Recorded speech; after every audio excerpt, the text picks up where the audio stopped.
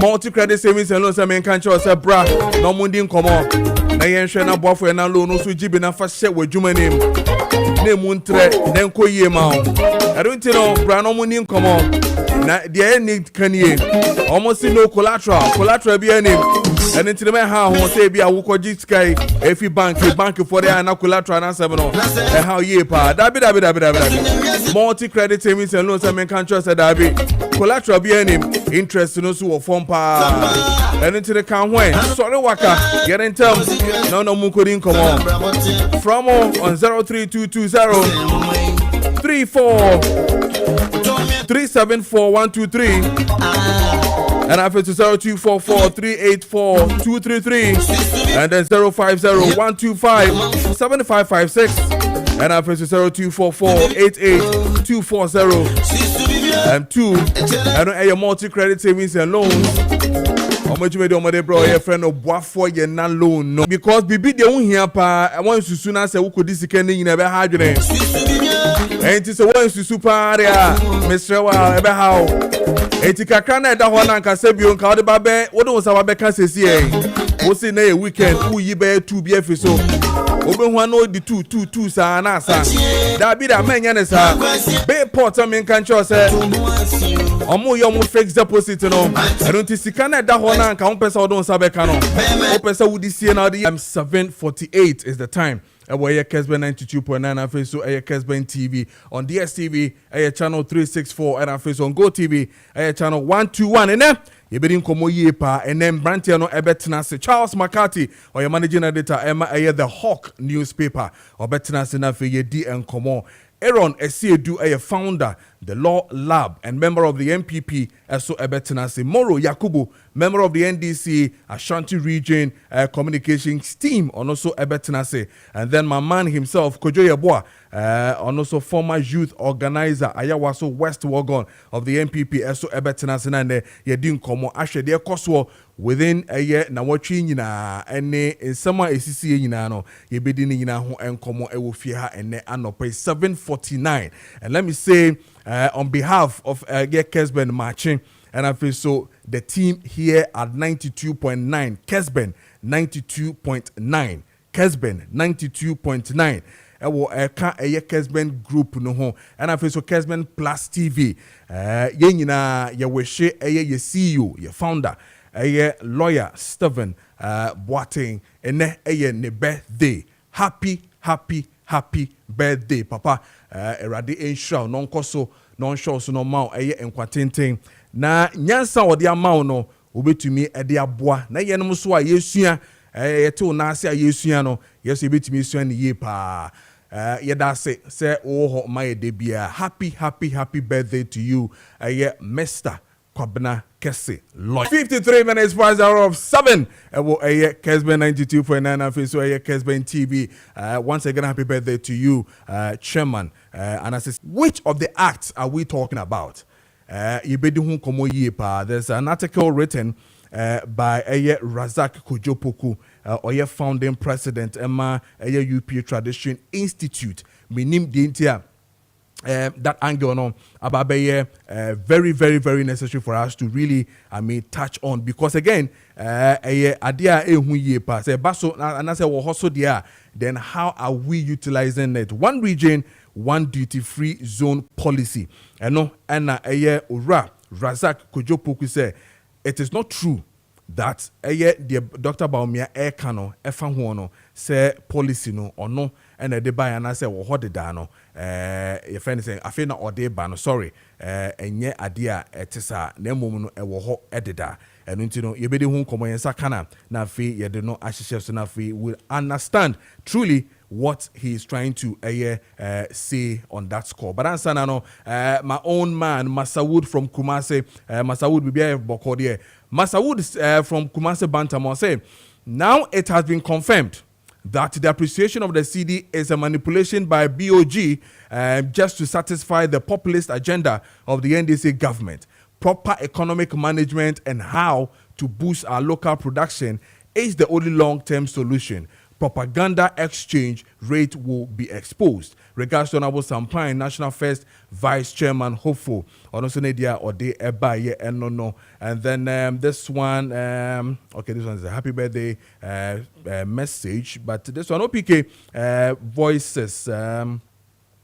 From Goso, also regards to Dr. Digitalization, Baumia incoming flag bearer of the MPP 2028, and then Honorable Hawa Kumsen. I say Ghana is not safe under Mahama. The NDC government, with the insecurity in the country, driving investors away with persecuting, intimidation, selective justice, and arrest of Abronya Kufi Akpalu and other MPP members. Sola Tuna Bole Bamboy conflict with over 14,000 Ghanaians being refugees in Cote d'Ivoire and Burkina Faso, and it's as if we are in the dark days of the NDC PNDC era and not democracy. So let's resist the president's rule and bad governance for voting for the MPP in 2028. Regards to Mr. Samuel Sako, the incoming MPP Eastern Regional Youth Organizer. Also Nadia Ode Ebaye Enono. This one is from Eben from Kwabenya. Or say, I think Mr. President JDM has to come again with the animal called pre-bargained, because the grassroots are not happy at all. How can someone steal state money, invest it, and come back to say, I will escape jail?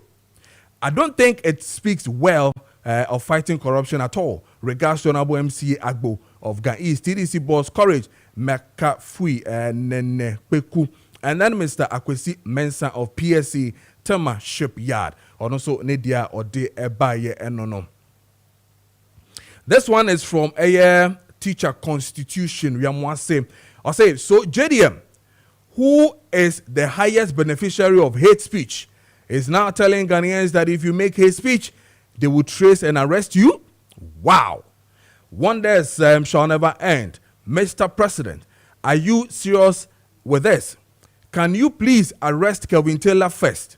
He has insulted all manner of persons in Ghana, including Natamfo, of which you are part. But when he came to Ghana, your government protected him. Greetings to Dr. Osei Yawedichum Koka, GFK and Office Honorable Mavis Hawa Kumsen, also Nadia Ode Eba, and then another one from my very favorite guy too as well, Capito Goso Menshia. Also, we are told Ghanaians has nothing for them, but they didn't listen. Now you can see there is nothing to show. And then he says, regards to Dr. Mahmoud Baumia, best to lead the MPP to win power come 2028. And Honorable Mavis Hawa Kumsen, incoming MPP National Women's Organizer. On also need or the and loads of messages here by making kind of, I know text messages in but answer on my main call and Humano says exactly 8 o'clock. The studios of Kessben 92.9 official Kessben TV. Razak Kojo Preko, a founding president of UP Tradition Institute. Our Humano so na yenono ND and Komo. Razak, morning eba a Kessben match so. Eba cho match it is Eradi adom na also yes you please adaroma me ho pa ye de radi ase ye da so say ye bo wupu mu waje ye so na ye ba be di enkomo afa eye omo na producer oba adwuma de ma ti say o da fie oba ha oba no do ha be 5 am okay o do ha ka me prena to asem o mu asem I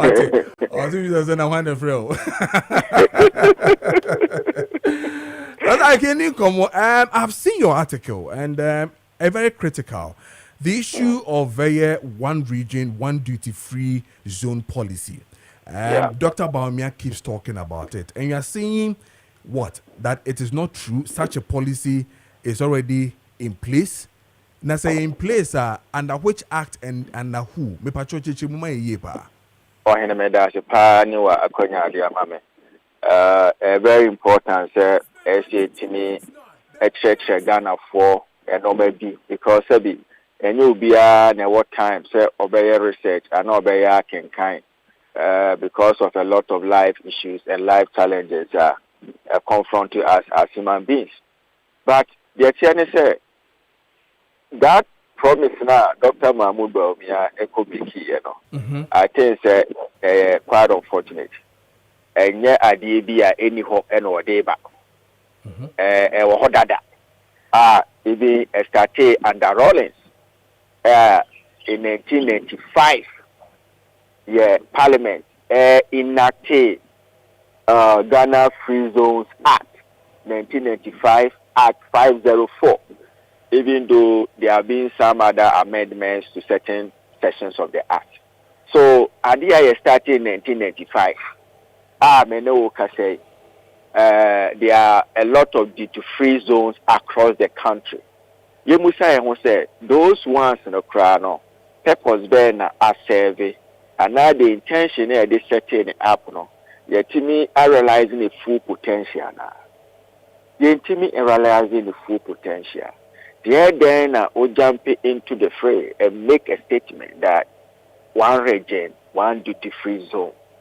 To me, and Tasumo, because her idea was here in 1995, and all making that argument was you, apart from tema-free zone, and on Kwani or Ghana, and also no premier in Tro, because Oko Ashanti Regional, there were Ashanti Technology Park. It's a duty-free zone area. There was a Kendi export processing zone. It's a duty-free zone area. There was Shama export processing zone. It's a duty-free zone area. And not Temana or Bosono. To the Caribbean, say Temagwana, there was a duty-free zone. The Caribbean, a component of Brabasem. Apart from that, Oshe Alan Chamante era now, as a trade minister, will take certain initiatives and certain directions to create additional duty-free zone enclaves or areas. Tama Nosa double up as a chairman for the Ghana Free Zones Authority. Iowa Greater Kumasi Industrial City Project and Special Economic Zone, Yobuza Agro Processing Park, West Park Ashama, and Savulugu Industrial Park. All these things are there. And I will call even GRA website right now. On my train, the various categories of duty-free zones, enclaves, or areas. Iowa industrial free zone, the purpose not your commercial free zone, the purpose your service free zone, the purpose Apart from that, Ghana Free Zone Authority, backed by Act 504, Yasa are giving license to companies, enterprises, shops, stores. Duty-free zone companies, enterprises, shop or stores. They are already enjoying it at certain levels. See, Uber has one region, one duty-free zone. To me, it doesn't make sense. It's already. Uko Kumasia, check your factories, let's check your Kotobeton, Kweldum, check your Kotobeton, let's check your factories, and Accra, apart from Tema industrial areas, check Okoseki and other places. Kotobeton doors to check even the manufacturing sector. And even the manufacturing sector is largely owned by the foreigners or the expatriates. And of course, sometimes they contribute to our capital flight here and there. And Ghana any businessman, business community, they hear me say, against the major trading currency, so that until say your economy they move from taxation to production, a promise that Dr. Mahmoud Baumia made to the good people of Ghana, to the business community. They had confidence in him. 8 years in office, he failed to move the country from taxation to production. The dollar, you fail to manage it. The exchange rate, you fail to manage it. Apart from, say, necessity, the foreign currency to import and sell and trade in Ghana here. Another thing so had a business community is the policy rate at Bank of Ghana for SHA. Almost automatically now affected the interest rates our banks charge on various loans categories. And it's a businessman or business community or comparable senior bank or any financial institution edi akoye adwuma akose na adwuma akokra niema interest that bosia boso Ghana ano de papa because the policy rate set by Bank of Ghana which affect the interest rates our banks may charge on their various loans products. And not only here, give us solution to these critical things. Apart from these three critical things, it's also the inflation. Because me confirm no money back. When you low, now me banner say inflation so higher, the purchasing power will be affected because the consumer or the customer no, the purchasing power from inflation as sinica. And you know, a normal crime me diaba no, and a normal crime me manufacture. Don't mean yes cannot the top me as a business person. So the trinity are concerning the business community and the business people in this country is the exchange rate, the interest rate, and the inflation rate. Give us solution to those things. And yet, policy that the shall say 1995. I enacted a law in 1995 at 504. And I'll be creating a scenario to say, you know, anywhere they buy and talk, and put through that person to Ghana for. In any case, one village, one dam, one constituency, $1 million, one district, one factory, So Ghanaians have moved from the realms of sloganeering, one this, one that, one this, one that. It doesn't make sense. Give us practical solutions to address the challenges that the people of Ghana are facing. Not this, one this, one that, one this, one that. Because prior to the 2016 election, the one this, one that, one village, one dam, that dams in our hands.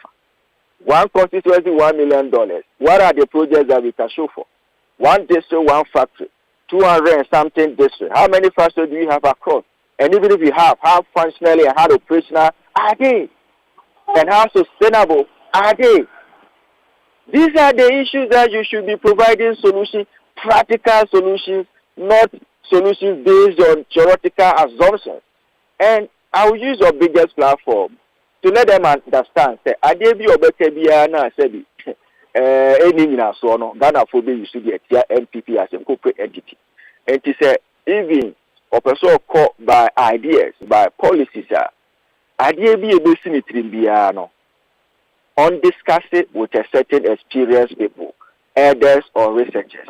No more investigating and say, oh, idea we a hoda dana say no hoda da. Ana idea we even in Ghana here now outside Ghana, ya dada na ye data. Ya dada na dear na make me add to make it like a better and then you also you know how to do some of this before you come to public and share some of these things. And that's the more reason why I responded to him because as a Ghana who said, a idea they shall say in 1995. And then the credit say the Maakye the whole free zone, to free zone. If you are Shanti region, if you are Chama, if you are Second D, if you are Busa South, and other places. And there are even companies that have been licensed as duty-free companies or shops or stores that they are working.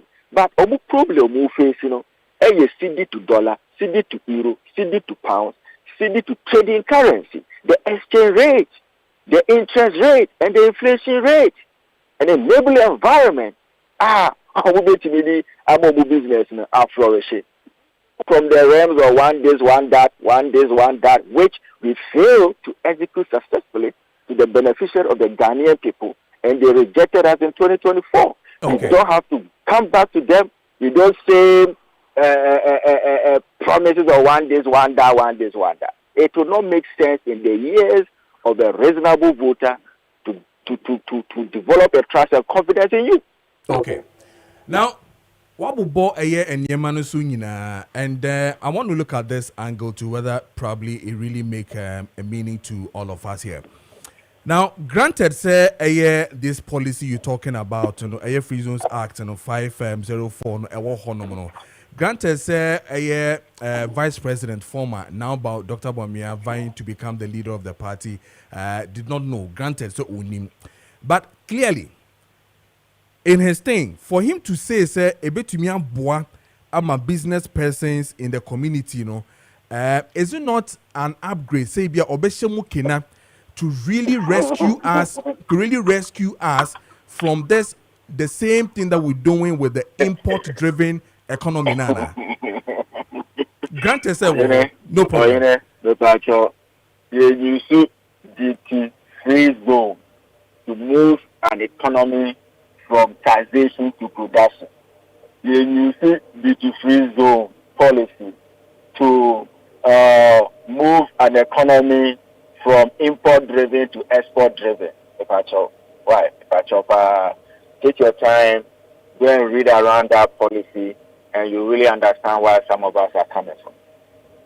These things are just one very insignificant tenor. You can say you are using it to help business community. Okay. And what is even the rationale of duty-free zones? It will encourage the foreign-owned companies to motivate them, to create an incentive for them, to make it an investor-friendly. That is the essence of it. Also, they make sure it's not to the interest or the benefit of the indigenous Ghanaian people. Okay. It's a duty-free zone policy in the crowd. We any peace and my companies are very taxed to the state. Okay. And my companies are indulged in capital fraud. Okay. So you need to manage it. You need to have a control mechanism in place so that you manage a whole state. Because there's a negative consequence of that policy. Okay. So you need to create a balance. Okay. And in any case, if you look at all the 16 regions of Ghana, region beyond the oil in terms of economic activity, with the greatest of respect, Tama is there. So Accra Tama is there. And even what was the rationale behind the Blankra in Lamport? The moment Blankra in Lamport are before Shas, the JTV, before Timmy, near Santimani, Mahama Timani, a Kufu the 8 years, well Timani. It will be a Blankra inland port now. Definitely, there will be a duty-free zone at Blankra inland port. So that the rationale behind it is working on 41 mobile terminal will go to Blankra inland port so that the pressure will reduce on our road. We couldn't complete it even before leaving power. Very well. So sometimes with the policy name by an American. Once a new back for you, in the new back for you. And then people are suffering from credibility in terms of policies and programs. Because there are some programs like promising you are engineer. Okay. Yeah, engineer. So I did be an person of our chef back to the Ghanaian people now. Who said there were record be a whole dada. And you feel with the Baba Kano, Ghana for benchmark to that. Okay. So it was clearly needless to not well from His Excellency Dr. Mahmoud Brown. Okay. But that, you better say, when you are to come on for yes, adieu, you that's ye pa. No matter. All right, Razak Kojo Preko, who is the founding president of UP Tradition Institute, and you know, AD and Komono, FA policy, Dr. Baumia, Eko Rezi, yes, or the ba, one region. But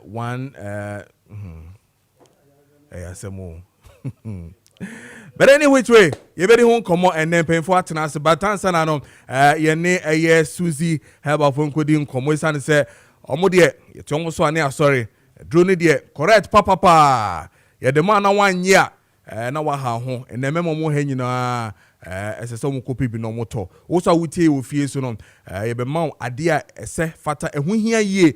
A mouse also ube to me a use na what they are born home by no sound hoyare and no here ye pa energy and need a Kenyan and who in here ye pa. And you know, young Korean is Susie phone couldn't come on fear bar now fear the panel discussions in Ashes Oba Biabo dear morning. Good morning. Fridays do sad when you just Friday drew dear some catch yen to be now go to wine for Friday. Monday or Tuesday or even Wednesday. What's man too? Friday morning. Hey, I chair somebody swa. Oh, I foot to be a challenge 2000. Sherry, Monday, Sambra, Mayakasa. That's it. Now, won't to me, yes, I dear massa. I put in the show with him. Monday, Friday for cheering. I intend my case me Me the president of Bad Advisors on Friday. Sharp. I president of Bad Advisors. Matthias. Friday mean 2 of 2 baby. Did not cherry. Unyo bia reno. Unyo bia didi. Didi puno didi mpasoma weni. Na Friday na be ne na ya. Oh na be ma de. Na se farmer ze Kojo awuti we. Na Friday ma be tu wo for say. Kojo hwe sikasem. Hey! Wo we sikasem de na be cherry no. Friday mfio bia. Ko yidi wagada ni bi. Masa didi. Mo wani nye na nipa duana kasa na pesika no. Emani nwunwie ansa na obi abe enjoy. What you say? Ahan obreto wo enti e wo se yedidi ne anachi. Yenko. Me ba che o me mo ache e de aba Kessben TV, Kessben Radio. Ano pay oba kuanie.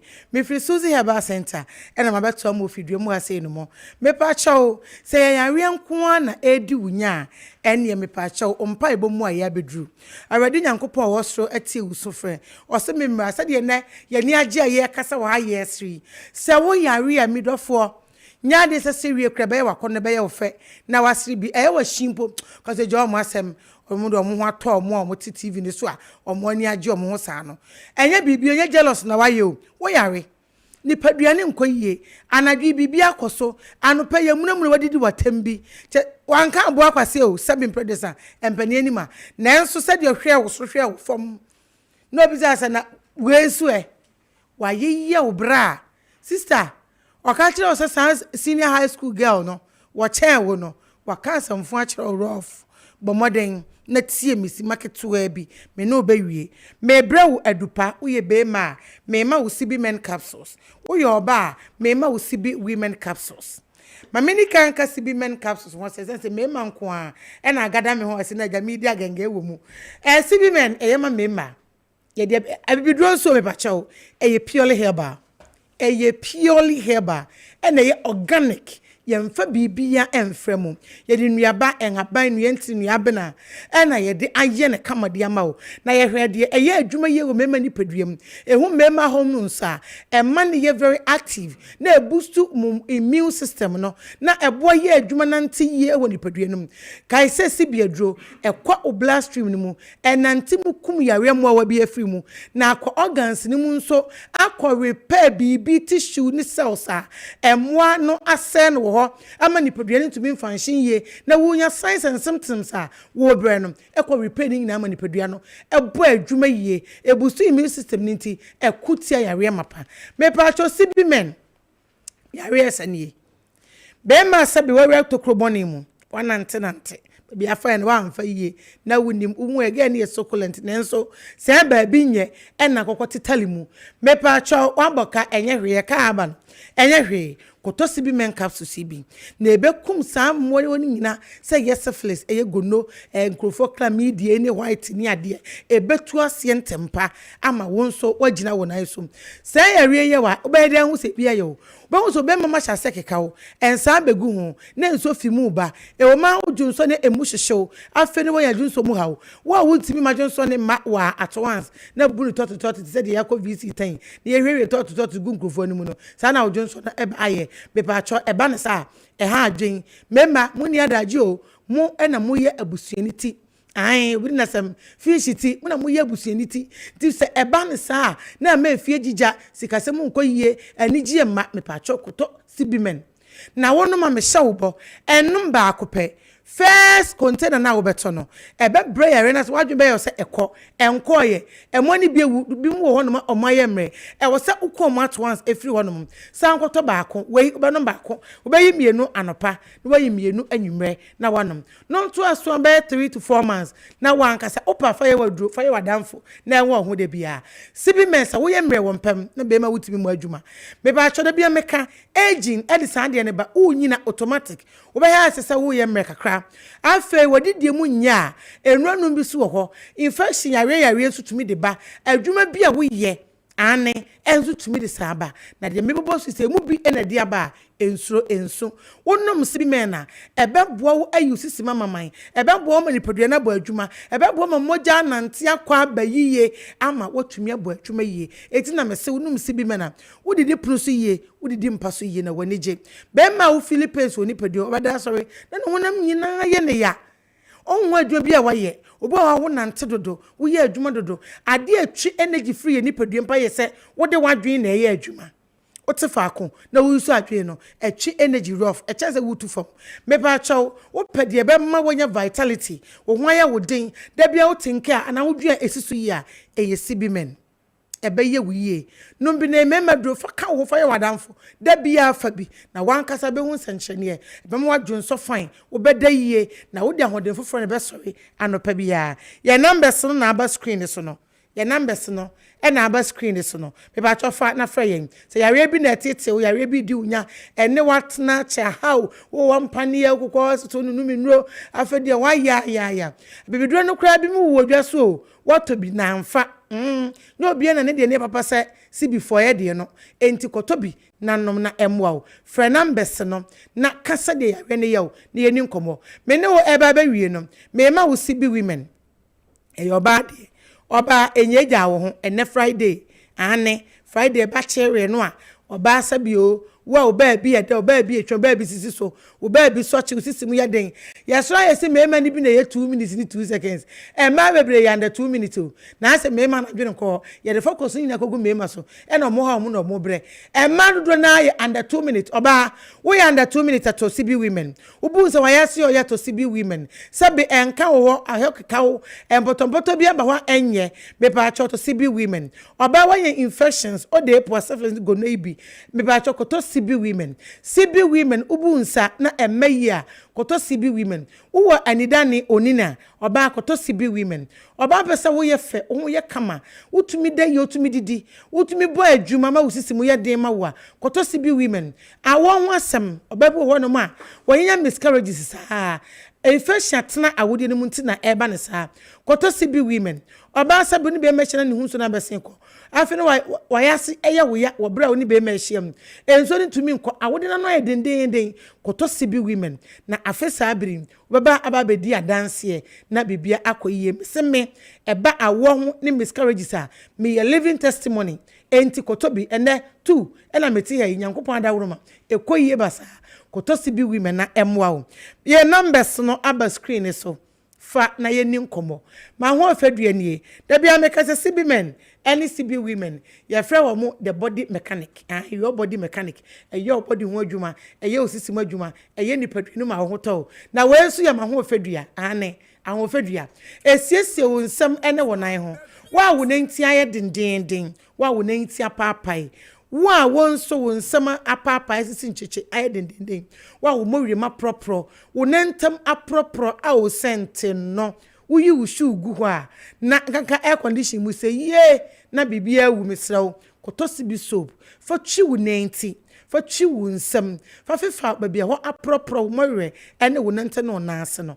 na ni nyina be wo afiri ho me sure say dia wo be ye no wo be yitin so hie na afei ode CB soap na fa ona ase na bia wo ye de no na ode sisin so hie ne mum best 10 to 15 minutes na ode scissors and na small knife na wa rep na wa file and na wa scribe wo na wo konom wo nsam so asa na ntama proyen so fa bi fifa ho na fa nsuo a warm ode adanche kakra begum na ode ahokro after 15 minutes and 10 minutes eno ano no wo foot cream and ase cream bia betumi de aka ho a betumi de hwi ni won so a we na tumi kele bibia e ma ko ye fine me pa cho ye numbers ni nie je na ye ni nkomo 0247 11 1671 yenre nkofo topa ma me ka no krenchiro mi medwamanum enkofo topa enkofo pi ene ton bia ama omudwa akoso enti se wo ye pharmacy wo ye herbal shop it's a license chemical shop and drug store me pacho kofa bi na ton friend numbers we ni entu me Fridays Thursdays me na me deliver me de bebrel na waje friend numbers no 0246 57 87 50 0246 57 87 50 and 0247 111671 na yeni nkomo obese order bin so a me pacho me Thursdays and Fridays me deliver at the amount because Friday no me kakra me de den Mechere. Ojo menstro. Matthias. And then you may pompe from me. Matekasa. From unia ba me ho. Me yedodo. And pay for so ba. Omo we na we 2000 we 1000. And you may aboa no. E see e pie. Madam wo fia me pato masere kwan. And then ye ko. Ko me das ya me sha. Let us say Susie Heba for any omo din come on 28 minutes past the hour of 8. Eche ba be di enkomo. Name Minia Bema Atenase. Kojo Yeboah. Or a former youth organizer of Ayawaso West Wagon of the MPP Watenase. Also, and Moro Yakubu, member of the NDC Ashanti Region Communication Team, and then Aaron Esiedu Entry, who is the founder, the Law Lab, and also a member of the MPP, and so Charles McCarthy, managing editor, the Hawk newspaper, and also Atnasia. Yababedi Nkomona Fia Shedieko, and the Ebenina, and now watching major issues are seeing in never be the home command. No, said the topmost one has to do with the president media encounter and the number of issues that were raised. One of them, and I said the Dimakutini Ye panel, has to do with the state of emergency and the Galamsey and matters arising from there. And then we're looking at ECG and then I face Uganda Water proposal. Now, what they call a PRC, on the tariff adjustment, reasons no more, if it really makes sense or it really makes meaning to a year, the arrest of Kwame Bafo Abronye of the MPP Accra High Court. I don't know afa baby any say efa na and also home come be one of course. Charles McCarthy down for power. The LPG man Kofi Akpalu say last motia within the we make catch him say Charles ebekwa kutua o scout obekwa ko yi no bill no ye de amano. Into Charles McCarthy, yade papa mekan no otie amasisi our checking the finances and who say we nua bema nua bema ebefinti bill no de yade ama Kofi Akpalu. And then the presidential prime minister of course one of the MPP matters arising and some more can form no and then be the ho komo e wo fie ha na mo nti no empemfo atena se ne de minchi chu bibiara na fe yen hye djumedi na sempemfo michia mu nyina bibia bokọ de nyame ya me ayi ho ye. What you been watching? Michelle. As last week when no last week when me tia me na chika kra. Oh, okay. Friday class in drama Friday class for the same country so omumpe absent bia. NCB. Unya kobi ombi jiwe fit. We me so NCB. NCB and they say okay. E boss is attempt for mo. Oh, okay. So we nyina Makati na Makati, no bomb kakari about no bomb, okay. All right. Yeah, name a koyi system. Matthias, you already compare growth with the anae. Let's not compare a buy with me, I'm a buy chair more. One of my from one point different. Okay. Different. Okay. Share cost. Okay. I'm Brazil the Casanto to your pania there. Now the name one. Yeah. Second go to way. Yeah. You pay down now. O kan sem na nyane pagawa na di pe esu etietiam esem rebi etwam ne mpaga nipa me ne bobia ansam na studio anwumre no pie anwumre no mo paga ne to kren kai mo te wo ko ba bi lodu ba ira na bibida to ne wo gate na no mo so no to ne kren kai gingiri o mo no mo kɔ no ye di akire pam ba ni ma ne ba beto ye what you say ye trauma de kina no ma Captain Smart ye to ne kren kra be 4-5 times. Okay. So mo put mo ani atemanya hwiu. Okay. But we obi ko kan sem na nya mo mina mo de kum. Okay. Ye de no be sha se. Me chechi obi. Chechi mo bra. Ensem ho ko jo. Matthias here pa. Cha say bia boko there. Bibia anya boko. Aden. Na nya president ayi. Bibia we tun boko. President ayi. And now say o de obunya akonya koye. Me ana mbisa sa question. Question no bisa question. Me ayo di ma ya na o de. Me ana mbisa question no ma. Answer na open no di ma wo no. Bo a wo share wo no. Meba. Senior but you bia boko there. Menu ameje wo so na I think say me there as o bombe so yi. You remember what me hu menu wo introduce no say Kojo former MPP youth organizer. Oh yes, Ayawaso West MPP or NDC.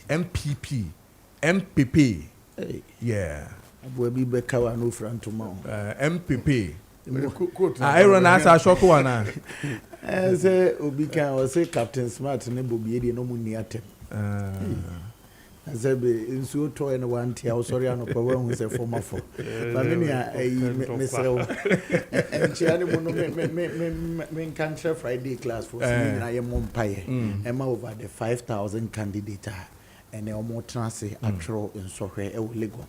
Okay. About Ghana School of Law. Okay. And so he'll be a give and take 6 papers, 6 courses. A BI less than 20 topics. Okay. And I will draw 6 questions per answer 4. Wow. Unya 50 over law school, when you're 50. Naje next year, no try no aba. Wow. Nti yemom pa. Okay. I was a MPP mpanifo no bebree. Empire Bob and the women. Oh, say choice. Who young now do on out to Obi do on out to by I'm saying Empire Boy no the be teach am. Unya woman no abompa man. Ahoden. I want make ahoden do can no because to them Empire mo. Yeah, but you want be do a. E be patra ko anu kasa pa dey. Oh, sir. Mo obi am ko there. Nice. My mic ni me wan no ye kakra. Wanka sebe ahoden nyame emfa mo ma me nchie tiefo na afofo ade. Follow school aba be ska ko dia to me mo pa. So ehwe ya de. Alright. Ma nchia wanka sa wo mu ne okru mu boy. Yeah, that's it. Ma nchia be duafo aye Yeah, that's it. Yeah, that's it. Na ai papa was enye. So TV a wabbo na no pay and zam no ba betna. Wow. And of course you see yam fa de we. You know here when you. Yam fa de we on empty. Yeah. Wuti we. Ya to atwe be. Dabi. Exactly. So what you say? Obi a won din o. Edi wudin no obbo ho ban ya me kan akotoko administrator bi was ni din hu ya no. Obi nka mi ni din. Okay. Major Alassen. Okay. Of blessed memory. Yes. Was me dey mi din hu hia mi o. Enti papa ti ha say ya na nim fe wo kan wo kasa kama na ko ba bia asem ho. Dabi. Asem bia ni ho. Eti ye besre Matthias here. Ghana be ye woda na ye wan kasa wusuba na woni ya ade. Yeah, Matthias here. Mamaro me no be chance here because you're coming from the sitting government office, you know, make I say office as in president office, but that's in Mona Bem. So let's start with you on the presidential and as a president in the media encounter, no, a course one. Number of issues were raised. I think one of the major ones I want to center on has to do with the Galamsey, you know, and I feel so. Question Miami Kobisa no say nam say Ghana Water so more edit proposal about 280%, you know. Of course, one of the reasons that Ghana Water for Edema and also say Galamsey no air hydrogen. It will be signed says Sadia would he then consider the argument now of course to say now state of emergency no and random answer no the mind and then other matters arising within that space. 8 minutes there. Fire from Nafi Yanko. I mean, I say, Siniana, Miss Anchia Obi. I mean, His Excellency John Dramani Mahama. What I say, Udinane Nasu. And yes, Udinane Nasu say, or 10 gram. Mudinane Nasu with regards to say, Yatu Abaman as a man penny. Na, and she say, ya, if you are queen money near ma, el Kosua Bemono. Udinane Nasu answer to the later. Na energy na ebebo na baso unlike era na nado dango ekufuado etim bizarre question because the minister bra and be here no asim say to about my minister edi ebebo na baso in that regard na ya san so I can say senior ti asemi ni never me ya ngobo bosia 8 months ni na em nwanwo say one kwanko bobosia 8 months I will buy them. Now at the end of the day, senior, what to me is because of Uncle Kwaya. Now I had death trap. And of course, you account of Uncle Kwaya, according to contractor, was already certificate, you know. It was last year, March. I was thinking Triani Kamane Twaso. Looking at how dangerous the state of Sa of Anko Road was at even that time. Now, Abaye and Shahai, the only thing they were interested in, energy winning elections. It's President Mama and Kobobosian. And of course, President Car said, and they are a minim, baby, minority boy 87 year okay sabre nkomo issue statement aka President Mahama enye no kra no welcome what you omonka senior yedi nkomo what you omonka eti de kire ye ne se aban bi timi ba wo ye ntotoye ye nhyehyeye wa bra en hyeda nye besia enso ho na nsufo na nyam nwanwa sika akwakodi amanfo botom krom ha under the Elswala administration anana na adoni akufu ayi Alhaji Mahmoud Bawomi adano ministers anu mo sika hye o mo mpaase a o mu babia sika no o munya free besinei ya maame Cecilia Adapa babia onya ni sika no free yenimu wana wate ni nkyire mu na ye basa sika amanfo no aside phone into their personal account adubu ahende sika according to your friend is Kennedy Japan was it they were looting this country as if there is no tomorrow. Charles, what can we be? Because so obeba so 8 minutes 18%. Ebiana obeso use 2 minutes clear no ho dia because mine na asema na ye train. Why you say? Send your wenti. Obeba mine na so menstro. Wana kra no sabe woti ase no. Bibia ni ho a wonya wobeka ebetimi indict aban in any way. Mine ya o person me ko we. Any problem? Say state of yes, president. You know, and it is not only about mining. Yeah. Entity me na mutre na tie me metio. Entity me why? Sika omutwigu omo Canada Japan say nim di kan was say they are looting the state as if there is no tomorrow. And of course, because MPP opposition 2016. Na hear me 2016 omokobo obosia 1 million Ghana cedis enti omo headquarters ene kusi awrowa in power Alhaji Mahmoud Bawomi according to Canada Japan etimi kase mamema $800 million ne step it down as a candidate for the MPP in the flag bearer race and so on and so forth. Money swine. And metie Alhaji one of the social media handles. Me my sika pickups. It was all about siphoning government money into their personal accounts and so on and so forth. The President Mahama said, look, sani amanfo bi cancel the Ghana for a share and some way can any ni betimi aye no moto abama na meboa. One of those are Ghana for jina so to abama aye pa ne say ye ba wo mu edi sika what the Elswala administration no more amwa Ghana. Yen for mon famra kwan so na meboa. The president touched on that and so on and so forth. Now Galamsey. Yeah. Vis-a-vis state of emergency. And then ebe me call for state of emergency. Sa de na jinsem. We am hwehia any day. Sa na etie under President Akufo-Addo. Why? We were in this country when his own minister ti assembly yo oti committee or then to ano ba abonten be kan say look the ade na kwa koduro no abanya wote so no ono anu hu nkofo na eya ade no nanim ne ema aginsem kra the community mining this guy I'm saying this guy saying as community mining. Now listen to this. Community mining say nka omo wo community ho na nka be ya ade na na meboa ye ni free ade me sreba na ye wo mukumase ba menji Ashanti re because e wona me free ba ye nim say omo e wo asase agudie wo so no omo de pickers ne ade na ye den etuo e abusua asase and so on and so forth. And all of a sudden you say Minerals Commission yente na wo beje licenses age se wo bank crime ti asem ni yo etimi moro Yakubu me ni asase bia wo manso na me wadamfo won crime wo Minerals Commission no aboa me amanya licenses na me de kwa akotu agudi ye wo dia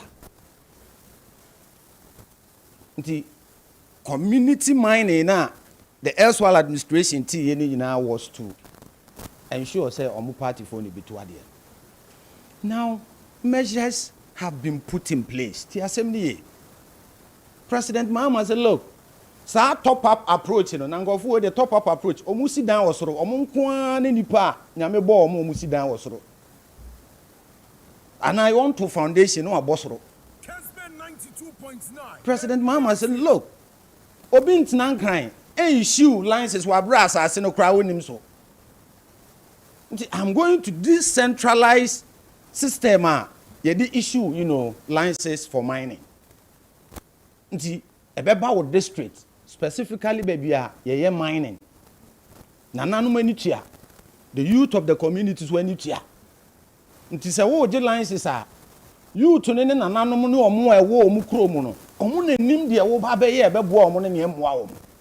Amemu nchichire na enye ba akofo. You rope in everybody, and that is what the president is doing right now. TSM now, and then since I buy issue licenses, Aban will lose power. Me many can who issue licenses over 100. Now who two ideas and who took them? And one acquired the Dieno. Omukoy Omunyama, what's that cabigum?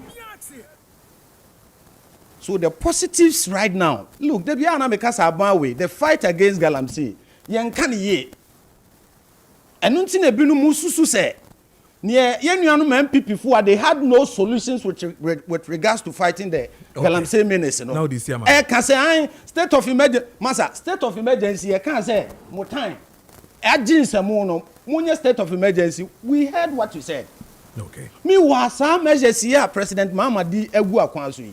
Now look, you say, yeah, Makwan, Emma, unfag excavators, and good system were brought to me. And Raya, na ube social media, and that be enriching. I think say Emrana, I share.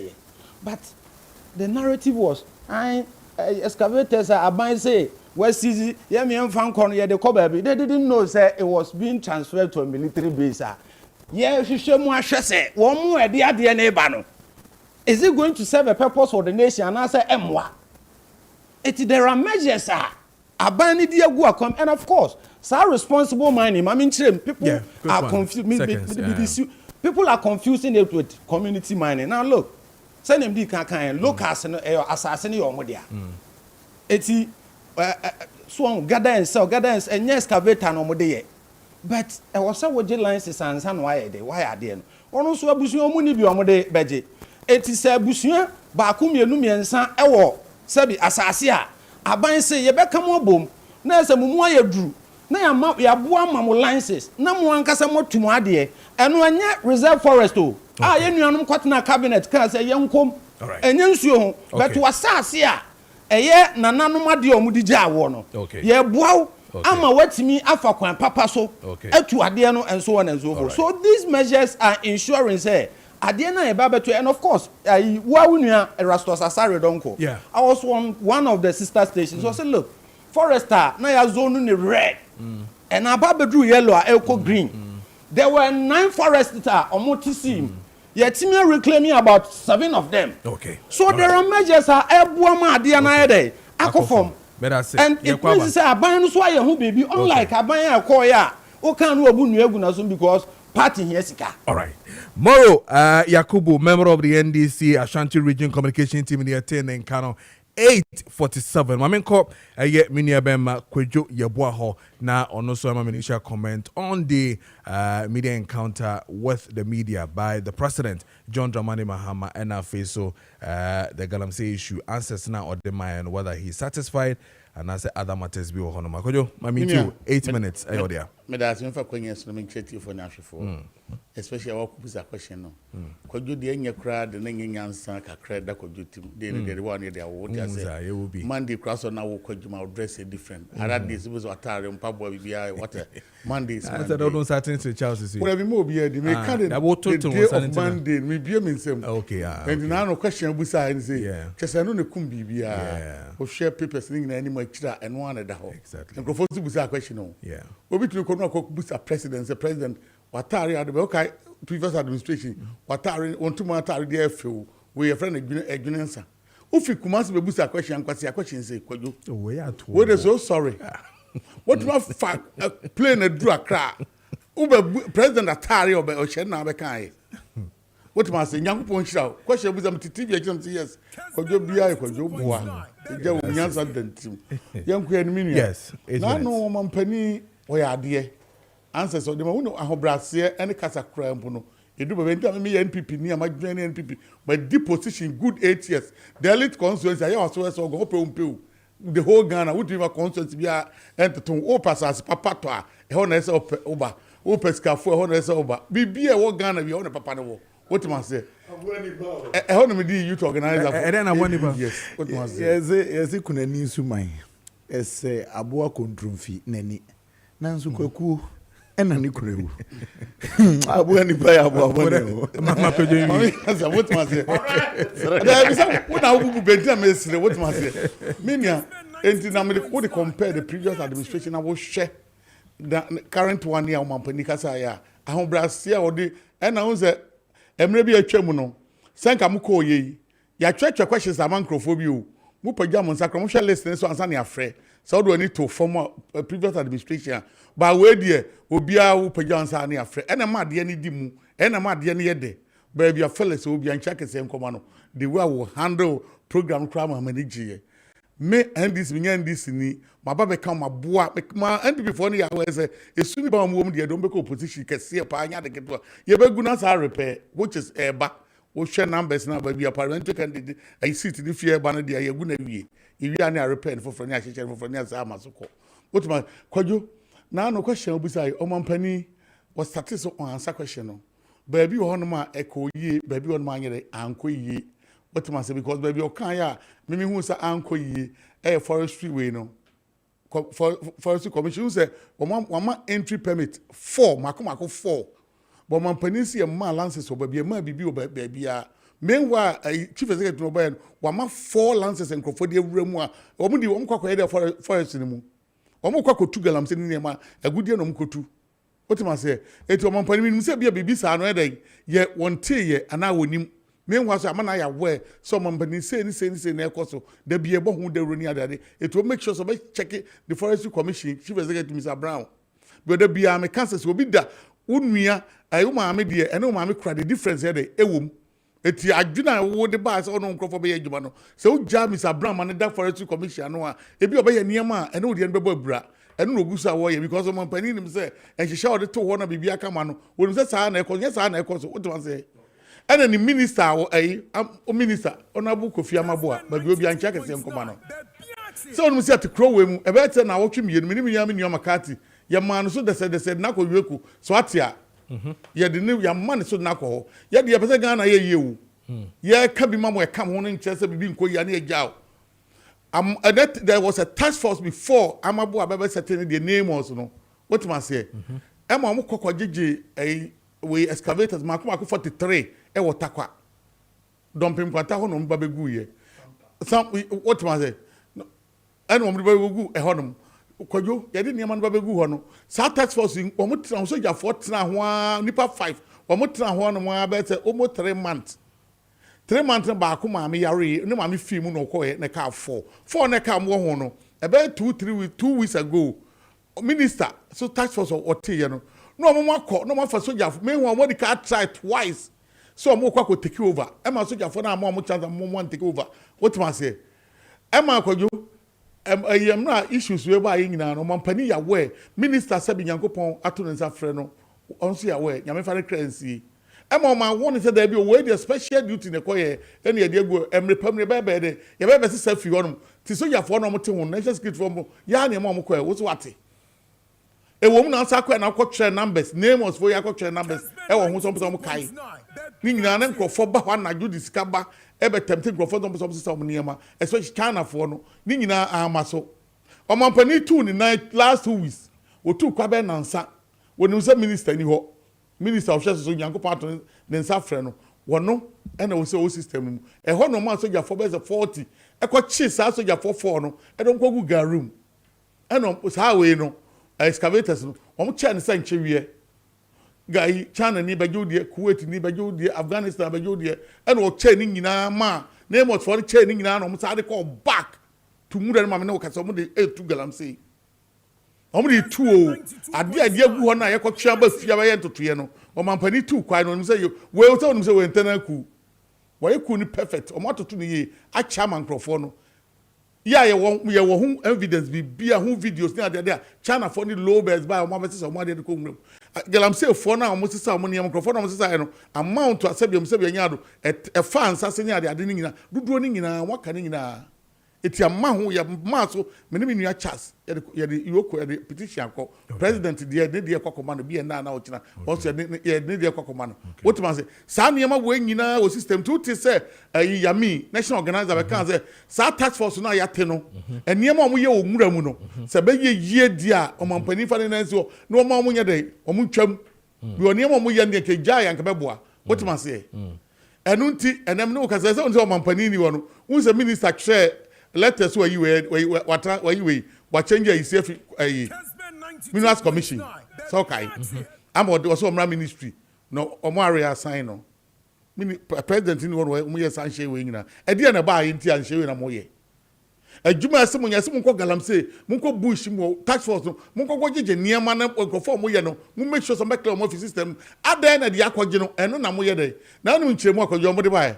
Omo say first task force no mkwe no omo anya hwehwemu ye no mkwaje nkrofo omo lances ni ade excavators enu nti omo say akọ back omo akọche obi ade mo 43 no chese no ni nyina ye papa kwadwa anadwuma na semu ye ka etu omo mpani misre no ebi ya emrifu ni ye bia ye nka ni ye bia onti ni ye ni nkrofo no do mo agu so mo ko galamsey no da bia me ka kire ne say ye ne ya wo enkrase me buna afkanya ase boja mpa ne wo me by 5 o'clock ne suma ba what man say enkusie na ne ye boy konkusi bo ne ye bo nkusi a e bon na no ba bia bon de da no e ho ne ma strong members ni gida so kusie ni pia be che no Minerals Commission Forestry Commission e ho na say the galamsey ne ho bai me wa 2 places ni nyina ma NPP fo ne guo and then they must ba kwa ministries what man say ba do forestry ne e ko yere me ka o che mampani say en cheche mo de ba no to me Kojo Yeboah ahobrase o de cheche mu no number 1 but entiation that sebia mu sebia nyado en sheda nim ne nkrofo ne galamsey na mo ye no the NPP for be me nua na NPP ni ameni nyina NPP for na ya tra fio no o mampani a okọ na do rankwa oba be catch so the president beto so say okay be kai pa that time na chief of staff Fremont say pare ni ano ne babedi MP oba no CPP ni baby obi an check say nkoma no ye ne force unim o gina na chia wo kan nyina na obodi trinko saa ta na ne ba na say wo tu galamsey da be ba one for me go court ne ba na say report ba ni di wo more than 5-7 times okay what man say eti no mo meka wo a committee ati ya na wo Frasta House akronfo ne de da no ne ron ka say ya say de wo bo na so ne be die ade na we mu ye no opon se ba bi nya no ba we mu de adamoni fo akronfo atayifo eno mo be twemfo me party fo no eti omo de me mo nka bi no man pani se no omie nani adamani ye anu we mo NPP eti beta ko fa NPP saba biem omo be wie Ghana enyomunya akronfo obi a ya chi obi so we adibo ahe ni tape na ni fie CCTV camera we obi a ya man so investigation ya man so na ne yire mo Pakistan investigation are wo hwe footage na footage no bags mi hu ska akronfo na mi kana mo de kwa ya chi obi ofie a na mo wi ani ma munya akronfo wait until se court be cyber we mu de obi a si ewi ade adwane dabi bag say ne man e wo mu say de ani ye di tu amrika anajo ye de ka adwane ye de niam adwane bag adwane omo de ko he eye Kojo Yeboah na wote ne nka no ma me call Aaron esiedu ho na fe ono so no ending come before that no evangelist Abel Kankambuedo ke teacher Bonti from Asante Atwem was say good morning Mr. Host good morning to you to teacher Bonti President Mahama and his chairman esiedu Nketia have made it clear not to declare state of emergency. What a hypocrisy. No nedia or de ebaye and no now this one Tomula from Mankranso. Does the MPP expect President JM to use just 8 months to solve the huge galamsey problem they caused during 8 years? Was it not Nana Bawumia MPP administration that enacted the LI 2462 to allow mining in forest reserves and also issued 2,000 licenses, which caused the escalation of galamsey in Ghana. President JM is putting measures in place to address the problem permanently, and surely he will succeed. And that takes me to Aaron. Aaron, Mamitio, 8 minutes. Ayo there. Madam for be a friend is Clifford. There be our Kessben. I think the Indian is Susano. A Kessben, a sports. I name how Ghana for place premium on this platform. Tuba platform where a more dupana. Me busa first question. Minya NDC ni Oshe White no. Ura Moro. O opposition wa baim. Moro ka communication team. There be enough. It's a Friday class near the petition come Mampeni Mahama. Say on consider Moro. Unim the day. Sadi tuntum pana kachiri we asina say fita. No thing. You may thing wa bre. He's trying. Metro the entia. Okay. Na minya so. Tama Rollins, yes, Kojo. Rollins teswa. Na ye JJ. Your friend Mami be Elizabeth Ohene. Yes. Otro article or tropa. Yeah, graphic. Only crowd it say wine no. As we say uko wenim no. Na eye fine. Or say ubia o free a dem.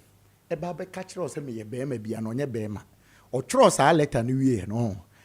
I babontin na obi bo nyom bi say na asase da ho jana eniwura. Now you MPP ni I saw Baba Jina platform you so catch the Ghana nyina me MPP ni na afede de wo san kan bebre you see za congratulations na brabo ye hu atwam de de kan me nu say 8 months NDC NG loan me pa ne chew so call communicators meeting a chat on the 1st of July Parliament approved loan for the NDC for $360 million. $360 million. Bonne check from World Bank International Development is it Association or so. Ababe Dumbwa. Let me say a legend. Me yeah, Juma or Mrashe may catch. I said, this is what you've done. I say I'm a legend. Has the government been credited with that money? Me say they have been Parliament approve. Parliament need to alone. Parliament Jumedi and say what just say Sikano Ebabe do no. It goes straight to your debt and to Obabe catch them the windy loan. Unko communicate. Entra me catch us Friday class. Yina in Kambuni and pay mama. Communication government spokesperson in enough because I know them. Hey, Minia. Mitie Minia Makati din. Ohwe baby a Makati efri ni Jumedi oya. Probably he's doing analysis. Oti Minia ikabom so am den nkofo okoyi oko ne nasefo. The edikan see to abamawa. You see, to me, over a constitution ya. To me, any wa udi abine so. Power emanates from the people. To article 1 or say this constitution is made in the welfare and interest of the people. And inti ye kwa koto aba ade kanea obeye. And they say obe bon toa. Now the manifesto toa bontin. Now nim the manifesto ni chere. O chere de ye ba oba power ubetumaye until o consider the current situation na wa carry wo hu asusu in 2024 Ghana for Antoine Mama Mpeni Mahama say o medi president kekewo omo to abama no based on the promises and the bio omo se wedi bi pen enti aba bio de we hu de wo ho deda enti o ma mbetra ha emfa mbe wada say we no na mente ase. Okay, from the primary time, you know, say to Obama the most experienced person, and you try and error. Meaning, say, Papa, ne be a situation. I say, Galam say, and shall see we kufu ado pensu, and I shall see o Mahama #1, and I shall see o Mills #1. A started free kufu. Intermediate may say it has been a bane on our country. Until Okan wants them say, in during that time. Say you declare be a friend state of emergency. Then it becomes something very critical. I say, hey, would you say Galam say no? Te say about the bridge. You ntimi nya ho hwe. Na say awie te say amwakoni adu. That is the state the NDC described. Say akodu. Na wonne ya waye wa ban mu no. Ene bossa wo say no. Eno na Ghana for adani susudua wo kobusa akwashin. Ene ma bebre omo ka ho asem nyina. Onza minia wo de na air trend. Aye ka ho asem. Because Galamsey ni very essential. Galamsey ni say nsuwa. Enka se minia bia ene wo ye okasa okasa so twa ha no etwa ha ebia na ono de ye kransu ofiri Jubilee House ya se wo ka bi ma yentije wo de nom na me nua nso a NDC ni wa gini nso anom na ka me ene me nua makati ene nkofo a etigana fo a etie sekofo etie kumasefo etie me kro mekuasefo a ofiri a wo ko tenchem su chenchenku kote abo ahwe aye mobo ne de keka ho omo be ye den me kai pa sa meet the press ya ye ka ho asemi mampani mahama ye bi bra no opposition na nipa obusa na question friend Kojo Yansin about obusa na say na galamsey no obeye den obeja nkofo mampani a response or make ye no because Facebook Kojo say I don't see any commitment and any seriousness from him uni masema okan o se me ba me jai motofo na ya chiom egu prison no na makwache campaigns no na busa won say obi edi bone wo se bone no wo classify no wo mampani no wa dwen ne de wa classify no na wo classify bone a wo bejai nipa na otu wo fom no na wakɔchi nipa na osoma no na nipa na osoma na all ma the otu gold no e wo fom no sika no se wujai ye friend say ndi o fom no na wakɔchi peni na the o fom na waba bonten no a onyen scam free campaign obi no onko fom bi onko two gold no. So you see the plan, the thought was clearly to put say Mampani Mahama wasn't even having an idea an iota of an idea to solve this menace. Then again comes state of emergency. Akuku da meka on party menra omo deputy CEO Lembele Keke na ni gu as a poto o Peace FM. Or say NDC as a party anka your friend is saying what do we call it?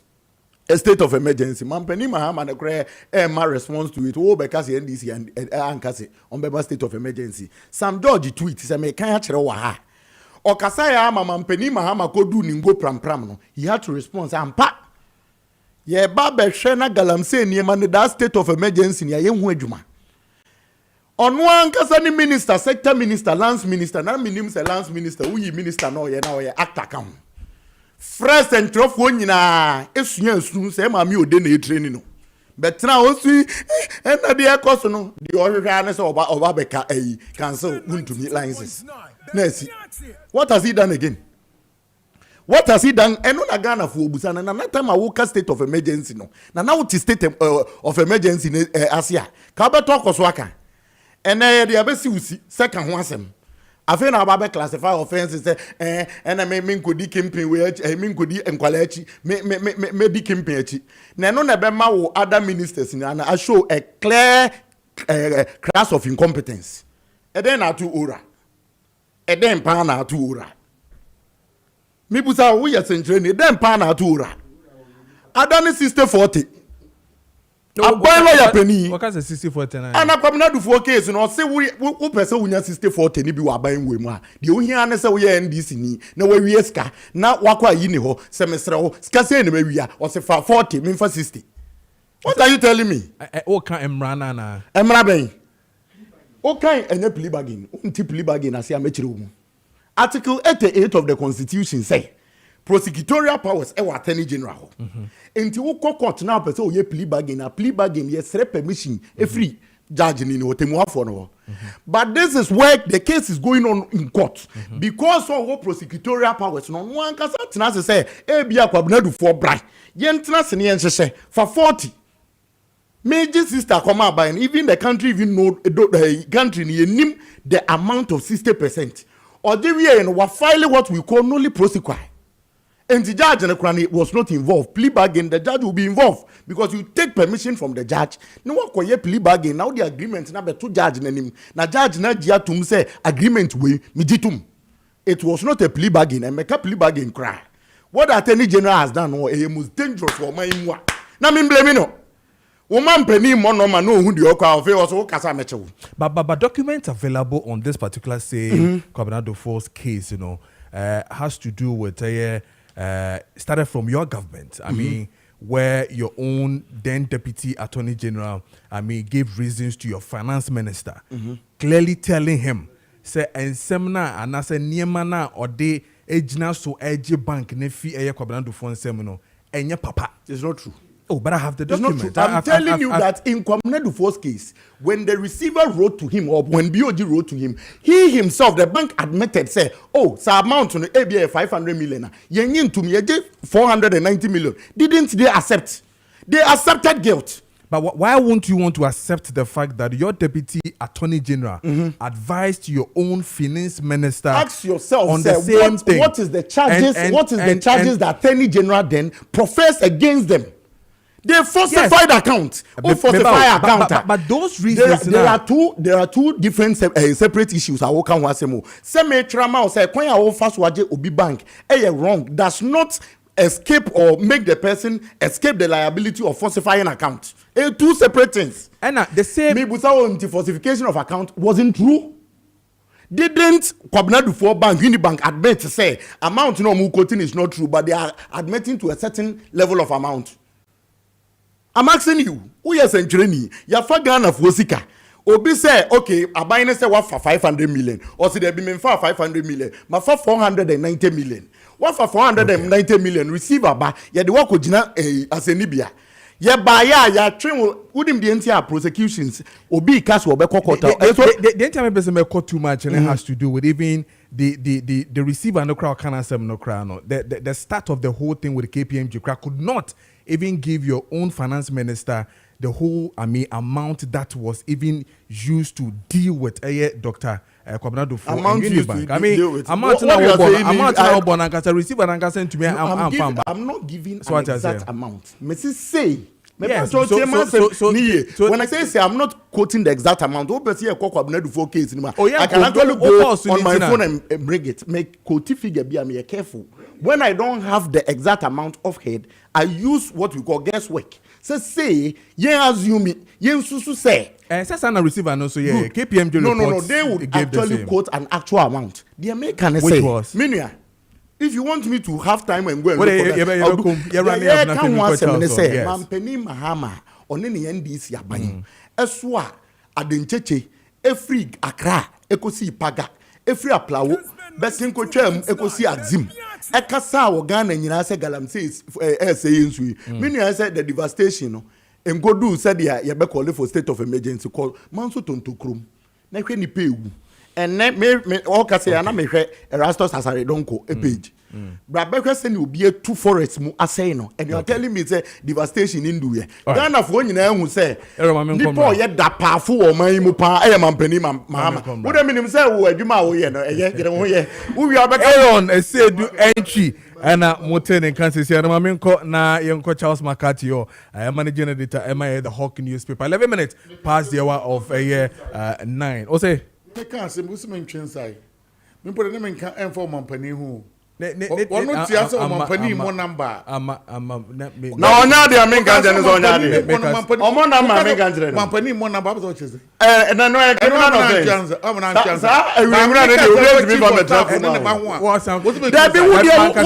You are imputing criminality on them. Also the elder who imputing criminality say Odibo say Mampani ya to buy them tax report report Charles Maakye Chief of Staff General Chana say Mamitio be di mo mic no yenko senior yes sir mencha na mencha moru ni Aaron I mean welcome you on to Friday class. Yeah. That's why as a Omanwa Edin Papa. But moru my men tofu say a best song so this are a band we first time we mo yere mo na mo she president no yere the ministers no mo brapa na Ghana for extend mo 10 year ya hunya wo betimi aye no mama obi aye se wo so say na wa betena ha yi a 4 years beso Ghana for bekase monko enso wo so meni wo kasai ebia didi e wa ban wim a wunya hwe mama presentation ye nano kasa ye di bema no bibia ye betwa e di ama no nneɛma mmienu ɛna ankɔ yie. 1 galamsey, 2 pre-bargaining. Now yɛnkɔhwɛ nyamaama kaayɛ in 2024 December ɔka kyerɛ yɛn sɛ you see John Mahama vows to prosecute corrupt Akufo-Addo's officials. Ɔhyɛ yɛ bɔ si ɔba ɔbɛ prosecute ɔmo. One can't trace our brain say there was a pre-bargaining law. And a pre-bargain. Now emra wo honti. See edi ɔmo famra so. Before he came, he levy na yemra. Meboa. Na yemra. One year view. Betting tax, was it not a law? Didn't Mahama remove betting tax? He told us, or catch and say, I was in this studio when you were talking. No, mic no off into the torso. Tennessee, or share your boss obey reset. When the president was promising reset, he knew there was this law. But Oshaya boss obey reset. What back now untimi now minister sima wrong information. I expected you to admit that you got it wrong. Yeah, but is that an entrenched clause? Is that an entrenched clause? Are you entrenched? Is that an entrenched clause? No, who is that constitutional? Is that an entrenched clause? It's just an act of parliament. Thank you. We have LI 2462. Charles also, yeah. It is still in existence. What is preventing them from removing it? Nobody is against mining. What we are against, mining in our river bodies, mining in forest reserves. Enunti na ya tuatia MPP no. Enti na MPP ya lose by 57%. Enunti na mo 183 ewo parliament no. We expect you to come and do better, not to come and be comparing yourself to MPP. So MPP ya anka ya 20 omo. If MPP was that good, if the MPP ya na ye papa anka Ghana fo antu abanti omo. Anka ya anka se Mahama Samra. Tiwa bana wo ye ne ese ne amoye ne nya tie ne wonyansam hwe wo be share ye bo ene nya agidie wo mu ne di 2 minimal wo share ye bo se wo ba wo be ko atia illegal mining 9 months ni nothing has been done. Are you being fair? I am being fair. I'll tell you why nothing has been done. All right. And you know my stand when it comes to Sanyamawi. Senior, unimi when it comes to illegal mining activities. Yeah. Because the evidence abetuda. Ya chemo omo sensasi. Ewo sino ebe sinne wanye hwamfa ho. We brought video evidence. Ye di nipadia bod nipadin e di video evidence abetu ha. Minister nye hwamfa ho. Nobody in government even approach us and say, hey, now this is not a government that is committed to fighting illegal mining. Kessben 92.9. Mumbai Muslim name or whatever you call it.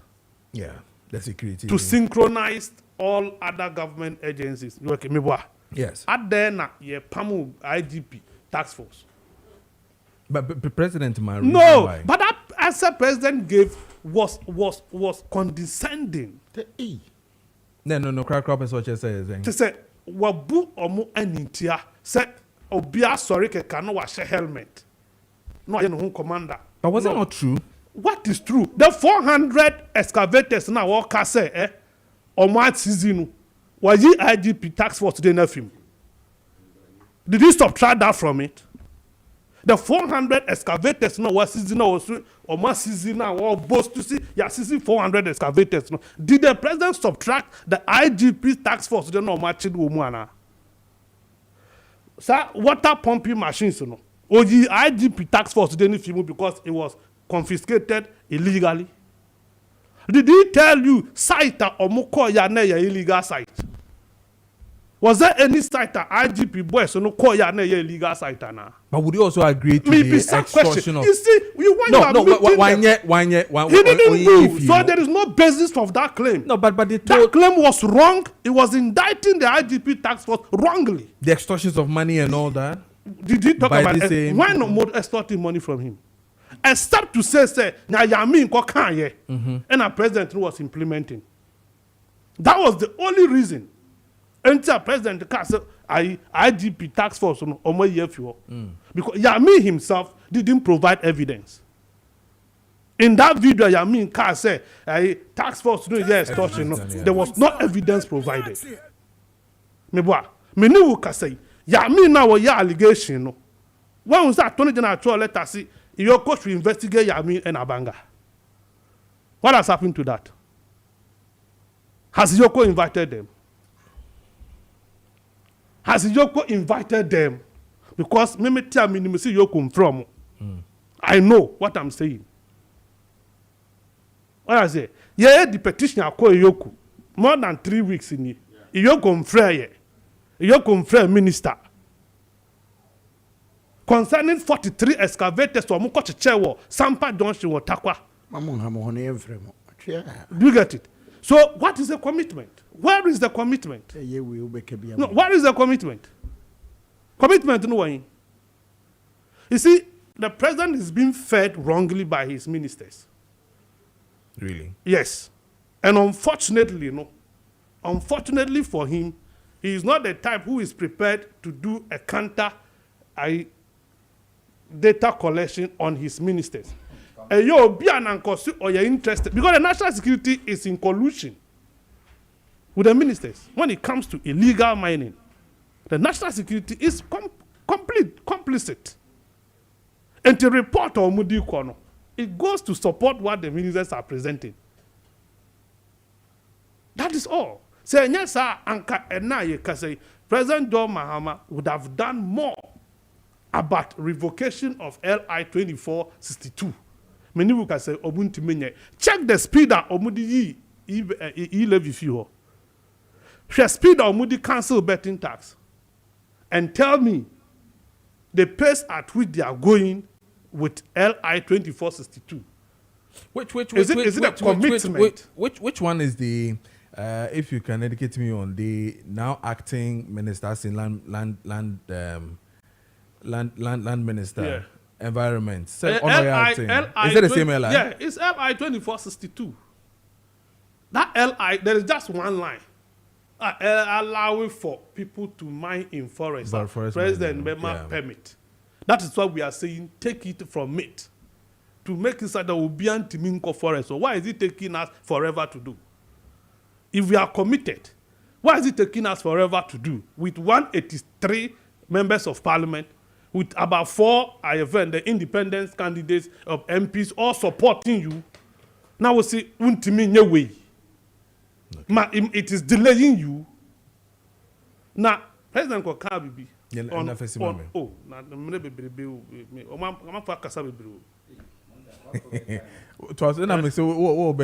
oral this thing. Yes. President said it takes time to investigate. How much time? No, how much time?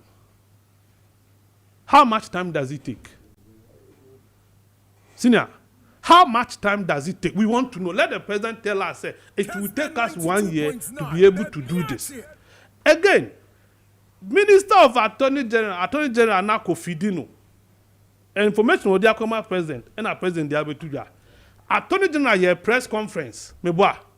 Eshe ye bossy adichin ya pe oko charge gift in mo meboa. How many months in it? No, how many months? Oh yes, it was Friday. The next week was Monday.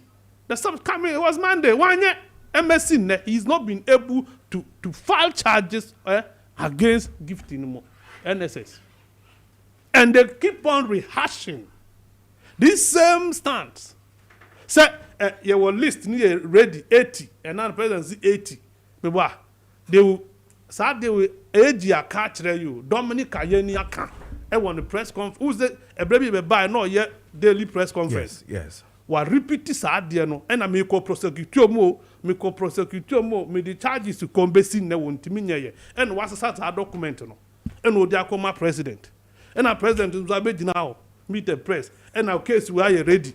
Until you ko charge you when they can charge them because on you ready. Ayeni say no doors are open for pre-bargaining. Ayeni himself, he is on record to have said that well, you're open to cut deal. Or you're open for pre-bargaining. Isn't it a fair game? Isn't it a fair It one is not fair do? game. Senior. I have the money to pay. You still want to jail me? If you have the money, why did you steal our money? Why did you take our money in the first place? And your intent in law, those who are doing law, they say menstrual and actors the intent to crown a show one with their fasikano. And that is what the law says. Once you have the intention to steal, it is assumed stealing. Plea bargaining is to be found to move. Yes. Yeah, but this can say, he said it. He is ready to cut deal. Unim the when we be a fabra. Na menje fane fabi. Na kotne fi. But at the same time, he will jail you in as much as you want to do that. Say very open. You see, 4 minutes. I'm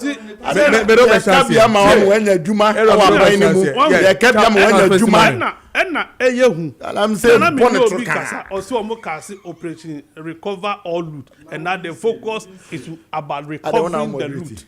Recovering the loot is recovering all loot, not part of the loot.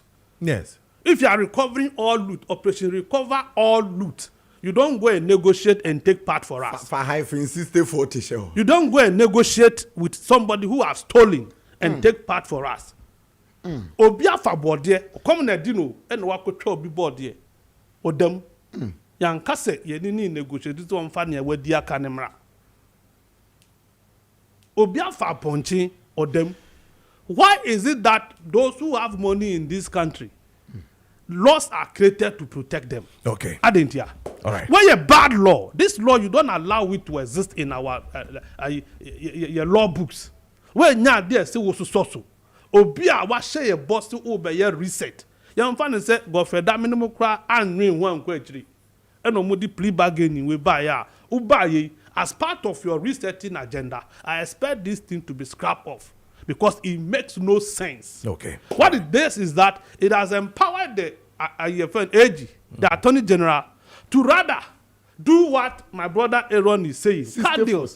Because, for instance, Edu Buanye say what to February 27. You never see me. They be alleging. Say no February 27. What it means is that say Edu Buanye to me convince the Attorney General so fearway. You betche. What I say?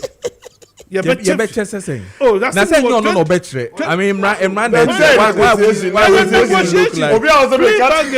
negotiation? Yes, but and when is a judge na ma mo kwanso mo ko ye negotiation na mo pamra. Enti mo ko ye 27 or the 20 be ma abai no.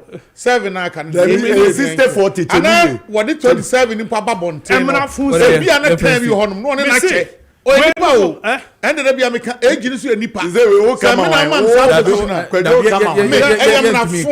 maybe emra dey obi answer me di manusi for anusi mama appointees finu akasa 6 minutes and be leading to ditch, especially Attorney General, any lance minister. They will lead this government into opposition. They will lead this government into opposition. And now Oliver Bakavoma a post on Facebook.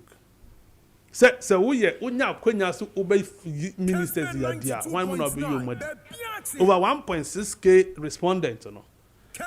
Attorney General Dedikan, followed by Sam George, and then Amabua, then Mutaka. You can go and check on his post. Me fakwa the historian ra. You see, that is how the people are feeling about the ministers. But Oba now be clear almost, and now near free Akuba do clearing agent. And so unclear Obi ain't train anywhere. Why? Nyan wo ye we on Galamsey and pre-bargaining. He had cleared them. Odokra do ma wrong. Charles McCarthy any attending can me ba Aaron ho Aaron, my men on chassis and na ending come we town against the IFA.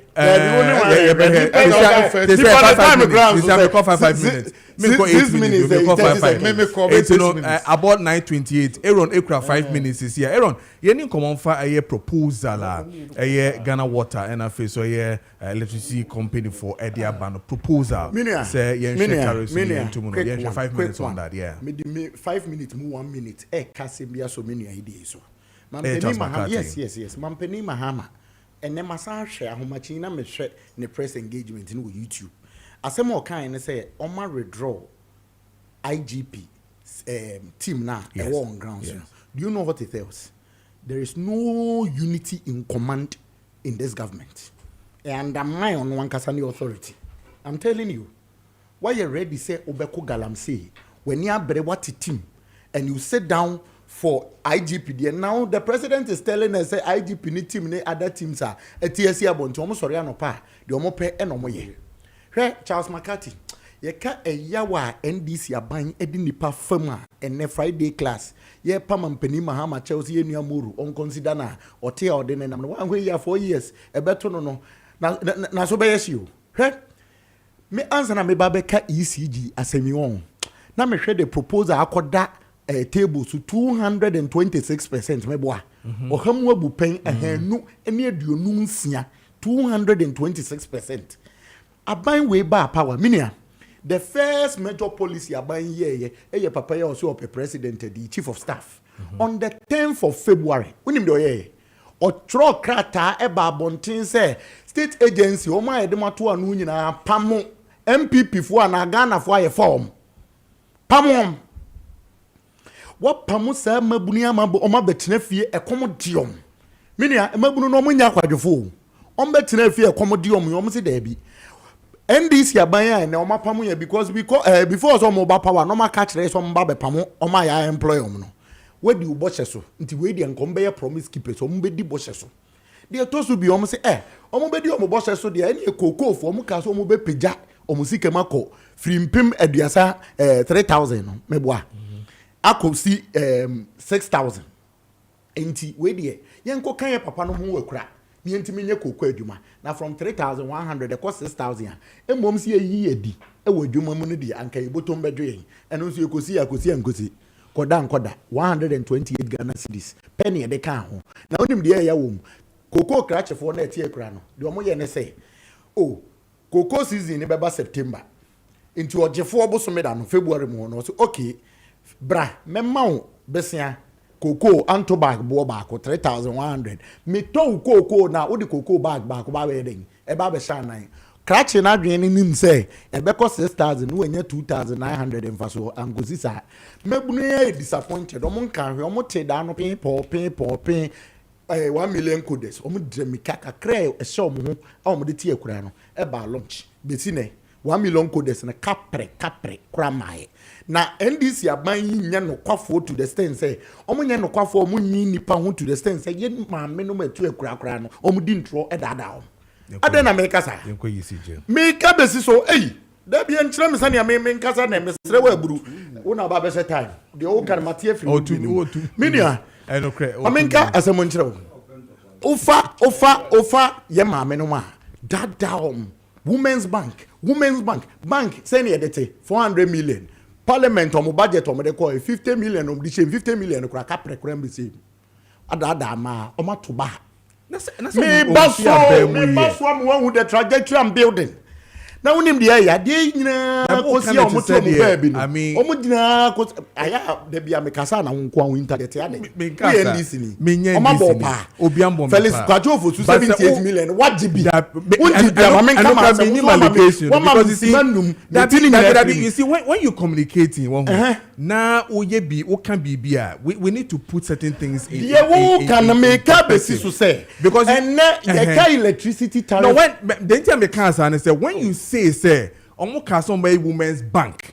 omo nye ya as if say we in the term of office and now you be so a ke say o ma no but it doesn't mean like that na kire say ye disika dodo sen enete bank ye disika dodo sen enete bank mean to me. 400 million Ghana cedis. Wuni mama catch them.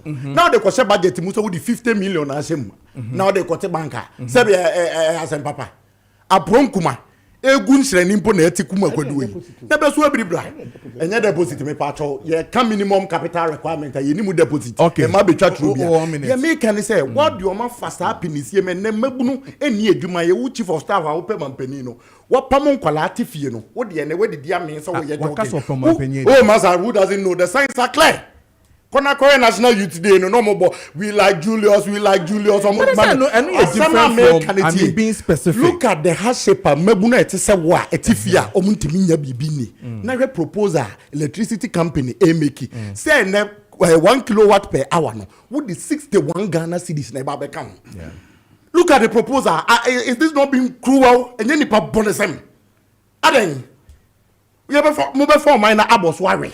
Nipa bonesem e fi MPP what defense omo de beba and IMF conditionality say omo betum oboa IMF conditionality is say adjustment say yen satraye na ma first quarter of 2024 MPP teso. Okay. And the entire year the cumulative 6% of Hamu will pay in Sia. Okay. What they call Hamu will pay a henu and yet you 226%. We are what's happening if your office can be on Gobo Chrono. I think of 4 years council to your mouse to mince over Catty Deals. I think Manipa bread. I think easy to be man. Come on, yeah, only baby. Mimi and uncle who say, hey, Abama Abaya, 4 good years. And now you see a best 4 years.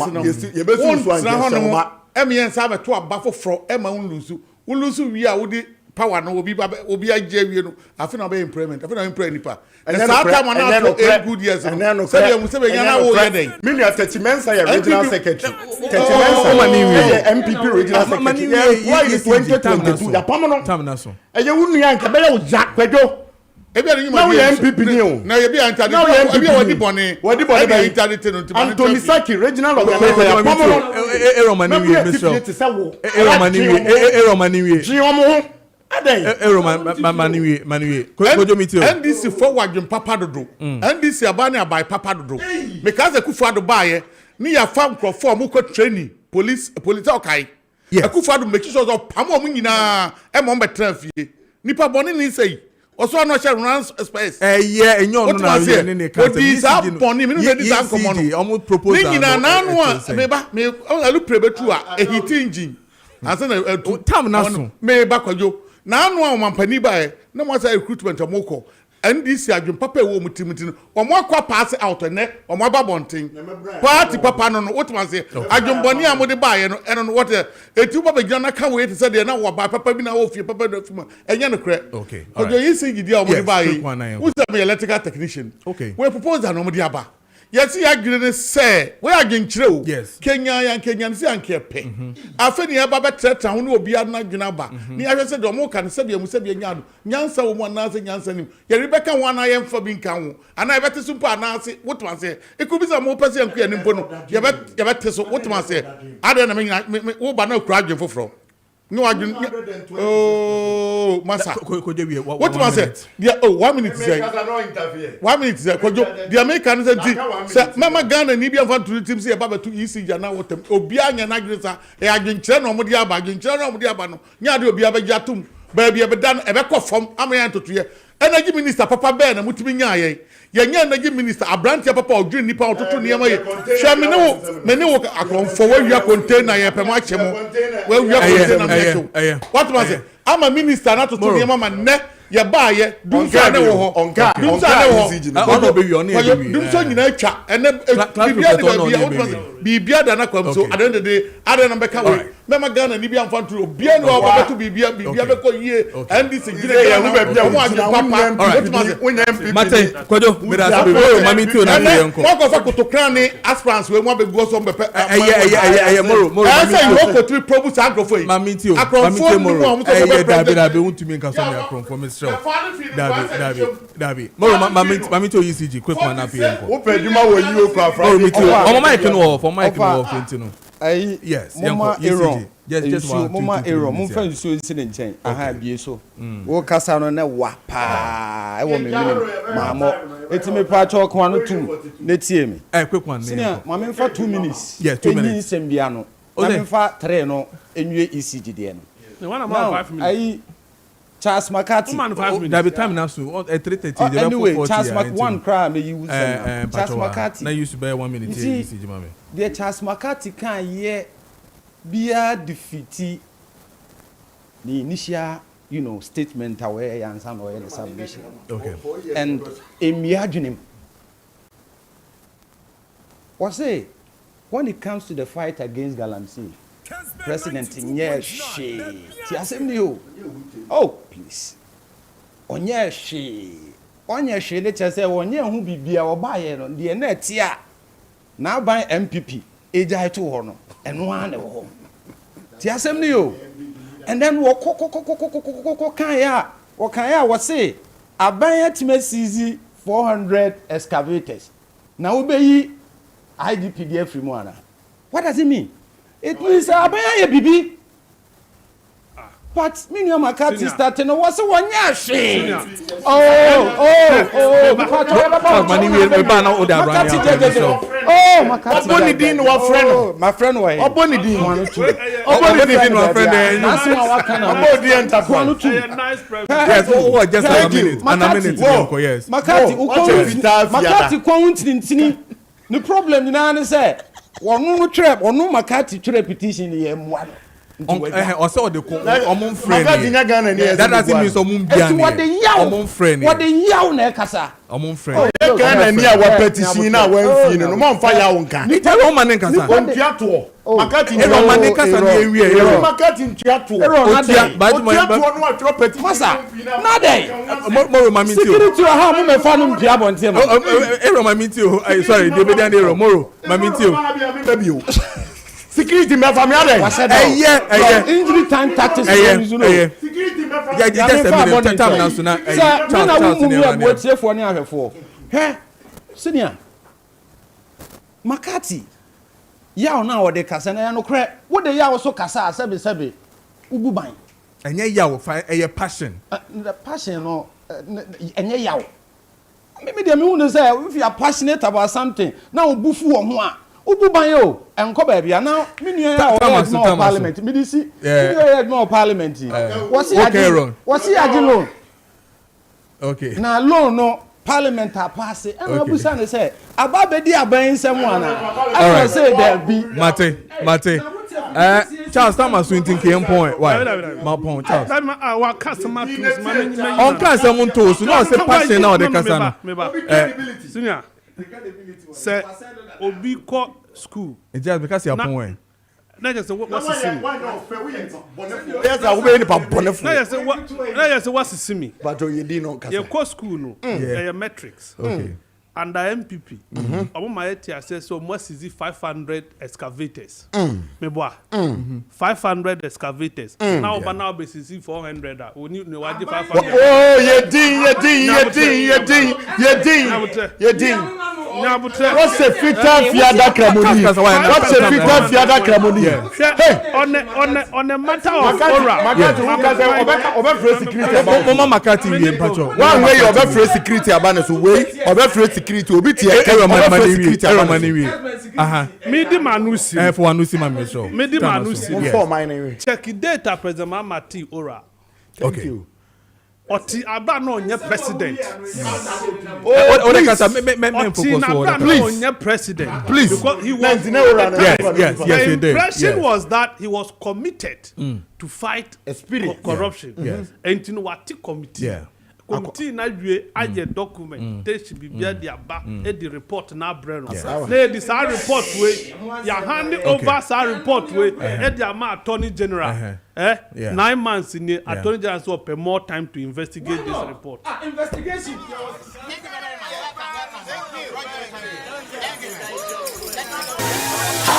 Friday class we won. Next week come on message show. Happy birthday to you, Mr. Seven Boateng. Esquire, happy birthday to you. Radin Shell, CEO, Kessben Group of Companies, happy birthday to you. Happy birthday to you. Ose. Where the era come na Kessben. Na minsra no. Amen. Lawyer ni penipa na mo achi na nyina edidi. Me so me bompa ese nyame adoma. Next year October na name so call me. Na eja me nyama kakra e de me nsa koma no. Me nyam mabunu na NDC for be. Yeah, birthday na man. Uni wo. Oya ke me maye nu amuru. Friday class ye pay mama. Happy birthday to you, Mr. Steven Boating Esquire. Happy birthday to you. And then happy birthday to you, Mrs. Patricia McCarthy. Mrs. Patricia McCarthy. Happy birthday to you. And then Mrs. Patricia McCarthy. Happy birthday to you. And then happy birthday to you, Calvin Glover and Christabel Graham. Calvin Glover and Christabel Graham. Happy birthday to you from your mother, Obido. So Chiamunya, happy birthday to you. And then a happy birthday to you, Sharon Frimpoma Opoku, Operations Manager, Brass Ring Group. Where if you're Kwame Tewia, CEO of Brass Ring. Happy birthday to you, Sharon. Have a wonderful day. I had a man with the university meeting at the Kojo Preko Dankwah. Hand you over to the man himself. Say Joe, non-for winter from now to 2 p.m. Madam production team Nancy led by the man himself, the big man himself, Richard Apiasapon. And I face to Addison, Fifi, Amos. And I face to Kwekwana and say, being with me the whole of the week. Medaye Eugene Bentum Swase, the mastermind for today's party. Medobi Biarase, media the Kojo Preko Dankwah. So we are back again Monday morning. Have a wonderful weekend. Have a blast. Don't chill too much. Have a restful weekend. We are back again on Monday.